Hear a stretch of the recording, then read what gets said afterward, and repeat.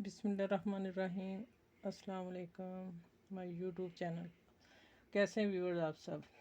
उम्मीद है इंशाल्लाह सब खैरियत से होंगे। अच्छा, ये मैं अब एक फ़्रॉक शेयर करने लगी हूँ। ये फ्रॉक सूट में से बचा बहुत कम पीस है, मैं बताने लगी हूँ।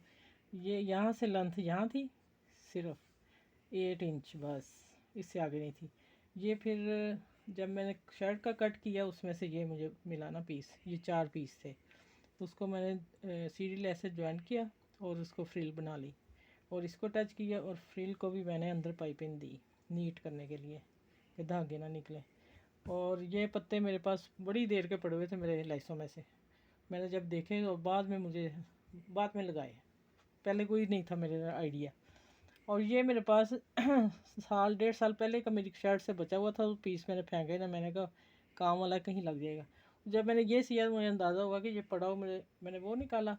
फिर मैंने ये आगे आगे आगे ये डिज़ाइन दिया सारा, ठीक है। ये काम वाला, पीछे डिज़ाइन ये है पूरा एक ही फ़्रॉक का।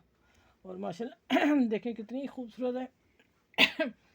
और रात को मेरे पास फैमिली एक आई, उसने देखा और कहती है ये बाजी कितना खूबसूरत फ़्रॉक है माशाल्लाह।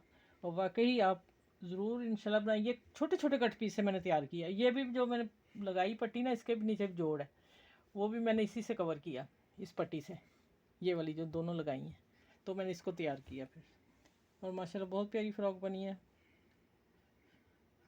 आप लोगों को इंशाल्लाह पसंद आएगी। आप छोटे छोटे पीस भी मत फेंका करें, कहीं ना कहीं काम आ जाते हैं। ड्रेसें भी, ये भी सब चीज़ें ना कहीं ना कहीं लग जाती हैं ना बच्चों के फ़्रॉकों में। ठीक है, इंशाल्लाह आप अपना सब ख्याल रखिएगा और मुझे दुआ में याद रखिएगा। और मेरे चैनल को सब्सक्राइब करें, लाइक करें, शेयर करें। Thank you. अल्लाह हाफिज़।